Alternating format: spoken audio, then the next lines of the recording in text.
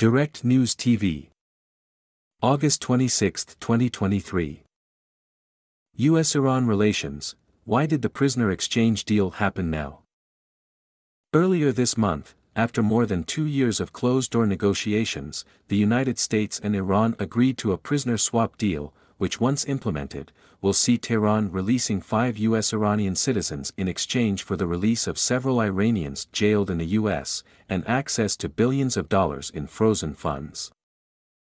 But questions about why the deal is only happening now, when some of the prisoners have been in jail for years, continue to linger. U.S. Secretary of State Antony Blinken has said that the deal is not linked to any other aspect of Washington's Iran policy, with the focus only on freeing U.S. citizens and residents wrongfully detained in Tehran.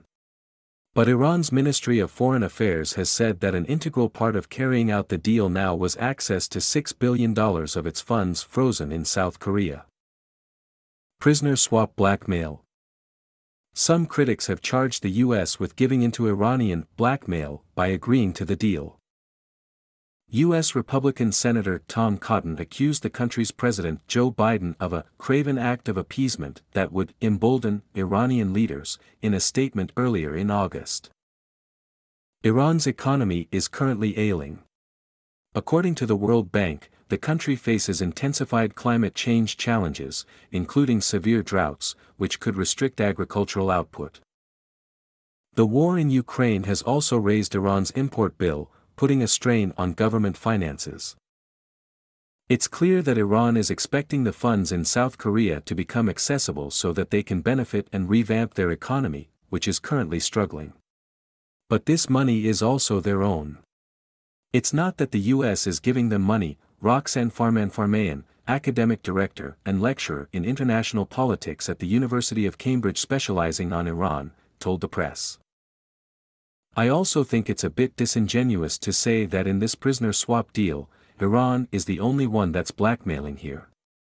I'm not saying Iranian law is practiced in an appropriate way, but since the U.S. withdrew from the 2018 JCPOA, Joint Comprehensive Plan of Action, nuclear deal and placed Iran under extraordinary sanctions and froze all its funds when Tehran had been complying with the deal, the entire U.S. approach towards Iran has also involved a bit of blackmailing, she added. Iranian human rights lawyer and former head of public interest law at Oxford University Kaveh Mousavi also thinks the U.S.-Iranian deal has come about because the Biden administration has a vested interest in making sure war does not break out in yet another part of the world, and is apprehensive about Iran's relations with Russia. The West is working flat out to supply the ammunition needed by Ukraine, while Russia has run out and they're begging Iran and North Korea to supply them with drones, shells and mortars. The U.S. is aware that Tehran is very heavily invested in the survival of the Russian regime and is keen to change that narrative and also ensure Tehran is at peace with its other neighbors in the Middle East, he told the press. Since Russia invaded Ukraine last February, Moscow and Tehran have gotten closer.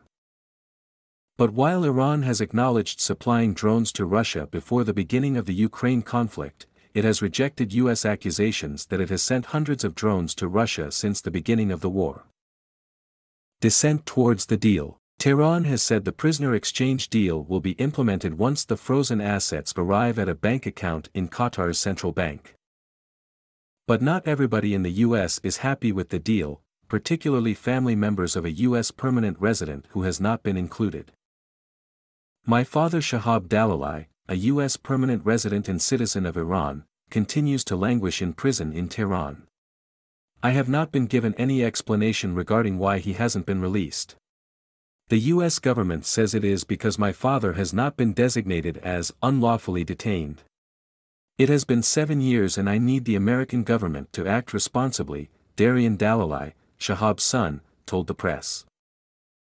Shahab Dalalai, now 60 years old, was arrested in April 2016 while on a visit to Tehran for his father's funeral.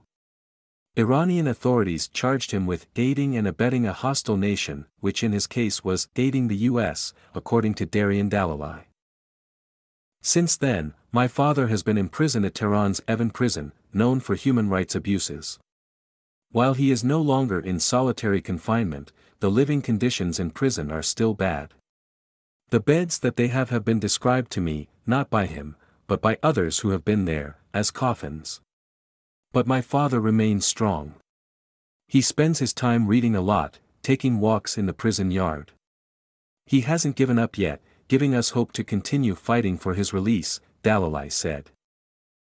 Asked by journalists why Shahab Dalali was left out of the prisoner exchange deal, Secretary Blinken said he could not reveal details of individual cases, but said that the U.S. was constantly reviewing cases of unlawful detentions in Iran.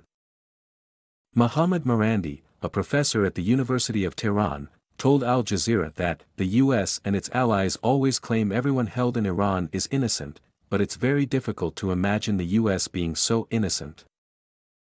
Even the U.S. government admits that the Iranians held in their prisons never harmed the U.S., he added, highlighting the Iranian prisoners held in the U.S., who are believed to have been accused of violating sanctions on Iran. How will the deal change U.S.-Iran relations? Meanwhile, Secretary Blinken has added that nothing about the deal changes the U.S.'s overall approach towards Iran. We continue to pursue a strategy of deterrence, of pressure and diplomacy. We remain committed to ensuring that Iran never acquires a nuclear weapon. We continue to hold the regime accountable for its human rights abuses, destabilizing actions in the region, funding of terrorism, provision of drones to Russia for its use in war against Ukraine, among many other offenses. We've been clear that Iran must de-escalate, to create space for future diplomacy, Blinken told journalists on August 15. Farman Farmayan agrees that at this stage, the deal is mainly for the U.S. to get its citizens out of prison and for Iran to get its money. It doesn't have huge implications for other aspects of U.S.-Iran relations like the nuclear deal, which has both economic and enrichment issues associated with it, she said.